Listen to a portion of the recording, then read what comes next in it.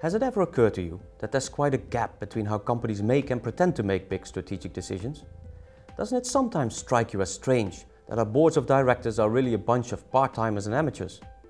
Do you really think the Chinese walls in investment banks are as impermeable as they say they are when they make stock recommendations to us for the same firms that are their clients? Don't you think it might be a tiny little bit odd that often no less than 80% of a CEO's remuneration consists of stock options, which we know from research greatly enhance risk-taking behavior, while at the same time we seem to yearn for CEOs who are a bit more risk-conscious? Basically, I wrote the book for two very related reasons. The first is that the business books that I usually saw are useful books, but are usually based on personal experience and observation. At the same time, I was reading a lot of academic journals with very rigorous research in them. But basically the two worlds are quite apart. Academic research is written up for other academics, and business books are not really based on that research. And what I certainly wanted to do with this book is bridge the two and make sure that I write about rigorous research, but in a very accessible way to managers. When I first started writing, I started to write a business blog, just to collect my thoughts and to admit, to force myself to write. And quite a bit to my surprise, I attracted quite a lot of readers on that blog. And eventually even newspapers started to quote from it, and magazines like the Financial Times and the Washington Post and the Harvard Business Review.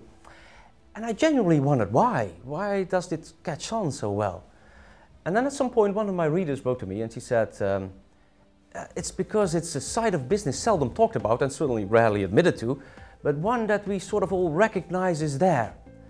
And then I grasped what was the attraction of these writings. It was sort of revealing the underlying, unintended, sometimes not rational issues that play in business.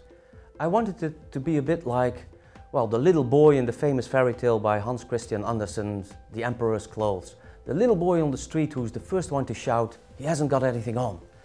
That's what I wanted it to do. I wanted it sort of to reveal the side of business seldom talked about, that is not as rational as we often pretend it to be. There are a lot of examples like the Emperor's New Clothes in the world of business. Big acquisitions, the selection of CEO or their pay level.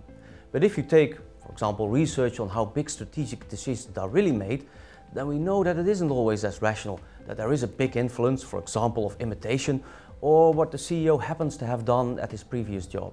What I write is not sort of say some how-to lessons. I don't tell people what to do within their own organizations, for example. What I write about is really how the world of business works. And that's really what I hope people will get out of it. That they read this book and at the end of the book they think, well, now I understand the world around me, the world of business, a little bit better.